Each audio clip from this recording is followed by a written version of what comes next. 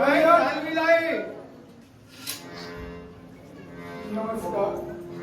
आशीर्वाद आपली योग्यता हा प्रल्हाद जाणतोय म्हणूनच प्रथमतः नमस्कार आपल्याला करण्यासाठी सिद्ध झालो.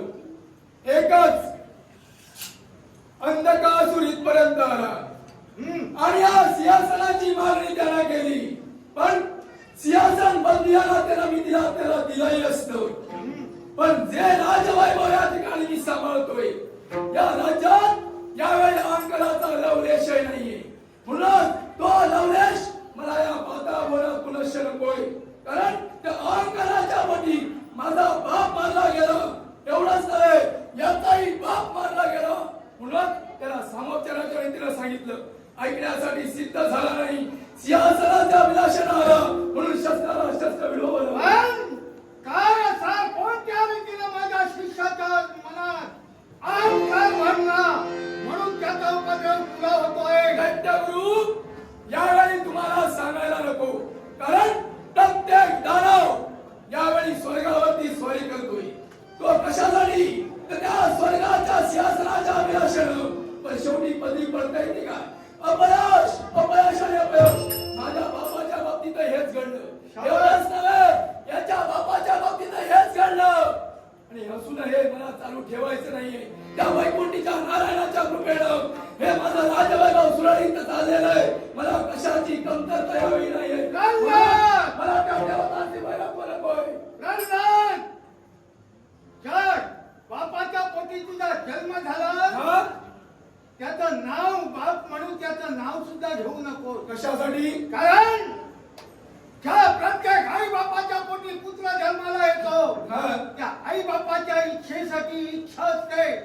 पुत्र जन्माला यावा इच्छापोटी त्याचं नाव रावल्या त्रिखंडाच्या ओटी. ज्या देवदेवतांनी कपटाचं आचरण करून तुझ्या बापाचा सेवक केला त्या देवताला आज उरावर घेऊन खेळवितोय. मुळीच नाही. माझ्या बापाला सांगून पाहिलं होतं. माझ्या बापानं माझ्या जीवनात घडवलेले प्रकार तुम्हाला चांगलेच ज्ञात आहेत. म्हणूनच त्याचा शेवटी अंत झालेला आहे. तसं मला पुनश्च व्यापाता होणार नकोय. हे राजवैभव माझं सुरळीत चाललेलं आहे, कशाची कमतरता नाहीये. म्हणून मला पुनश्च ते वैरत्व मला धारण करायचं नाही. अरे कौतुक काय त्या नटनाटकी वैकुंठीच्या नारायणाला तू ओळखू शकत नाही. अरे ज्याला मोहिनीचा रूप धारण करून तुझ्या पूर्वजांचा सेवक केला तो तुझ्या बापाच्या घातासाठी काय तुझ्याही घातासाठी तपलाय म्हणून जातोय आजपासून. या नारायणाचं नाव बंद केलं पाहिजे. दैत्यगुरु माझा जर घात त्याला करायचा नसता याच्या आधी केला असता.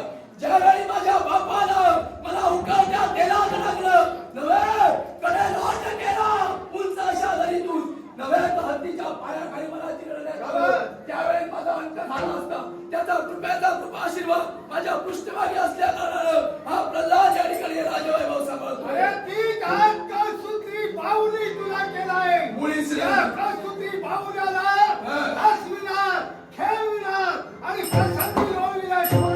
मारायचा असला केव्हाच मारला असता माझ्या नारायणानं. पण या वातावरणाच्या ठिकाणी मीच नव्हे हे माझे सारे प्रजाजन त्या वैकुंठीच्या नारायणाच्या नामात बघणार. म्हणूनच म्हणतोय अरे तुझ्यासारखा अप्पल पोटा मला दुसरा कुणी दिसत नाही.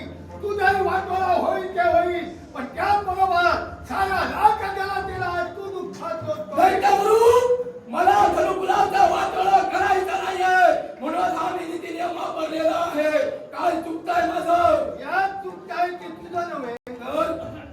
यात चुकताय ते तुझं नव्हे.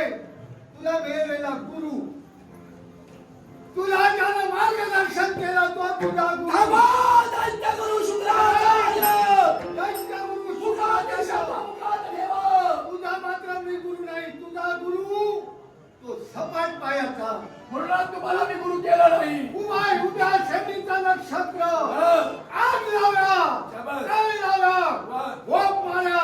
अरे त्या गोप माऱ्याच्या नादी लागला ते याच्याही पुढे तुझ्या जीवनाचा वाटोळा होईल जाईल याचा विचार कर. दैत्यगुरु शुक्राचार्य तुम्ही या कुळाचे आमचे कुलगुरु आहात. तुमचा मान सन्मान मी ठेवला. तुमची योग्यता मी जाणली.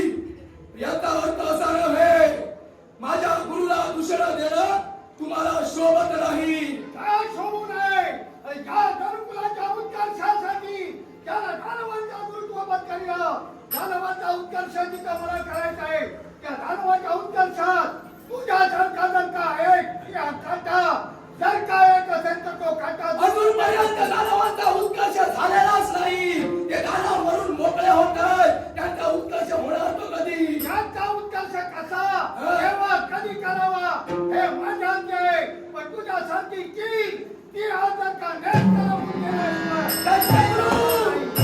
मानस सन्मान आपला ठेवला. तो मानस सन्मान आपल्याला घेता येत नसेल. माझ्या गुरुला दुसऱ्या देण्याचं कार्य तुम्ही जर करत असाल यावेळी नाविलाजानं मला शस्त्र तुमच्या विरोधात घ्यावं लागेल.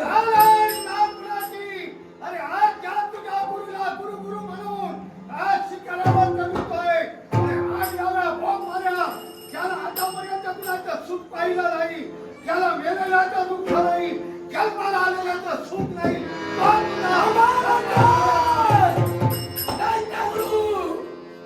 माझे गुरुदेव माझ्यासाठी पुण्यवंत आहे. ज्यांनी मला ज्ञानार्जन केलं त्या ज्ञानामुळे या वातावरणाचा वैभव प्रल्हाद सांभाळतोय. म्हणून या वातावरणात अजूनही कुणाचाही मृत्युमुखी कोणी पडलेला नाही. नव्हे तर त्या देवतांचं संकट या वातावरणावरती काहीच नाही. देवतांनी प्रथमतः संकट इथे आणलंच नाही. या दानवाने त्या देवतांवरती स्वारी केली आणि संकट ओढून आणलेलं आहे. अरे भविष्य जाऊन काय मी सांभाळलंय हे तुझ्या सत्याला कळलं का तू विश्वासात प्रभात ठेवत बदलला म्हणून सावधगिरी काय करा देऊ जर का तो ऐकत नसती तर नावला लागते माझा रंग तुला सांगी एक बेला त्याची भीती माझ्या डोळ्यात भविष्याच्या उदरात काय सामावलेलं आहे तो माझा वैकुंठीचा नारायण जाणतोय. कारण ज्यानं अवतार कार्य धारण केलं त्या अवतार कार्यात मला संपूर्ण ज्ञान द्यायला प्राप्त करून दिलं. एवढंच नव्हे शास्त्रविस्तार अभ्यासाकडे मला पारंगत केलेलाच आहे. दैत्यगुरु शुक्राचार्य अजूनही तुम्हाला सांगतोय नको तो वितंडवाद नकोय. पुढे सांगतो चला याला घ्या आणि माघारी चला. आई तो देवा या राज्यात या माझ्या राजसिंहासनावर माझ्या शिक्षणापासून आज अधिकार याच्या वतीनं द्यावे तुम्ही याच वेळी माघारी माझ्या देहात जोपर्यंत पंचप्राण आहेत हे कधी शक्य होणार नाही. अशक्य गोष्टीतील सर्व गोष्टी सत्य गोष्टी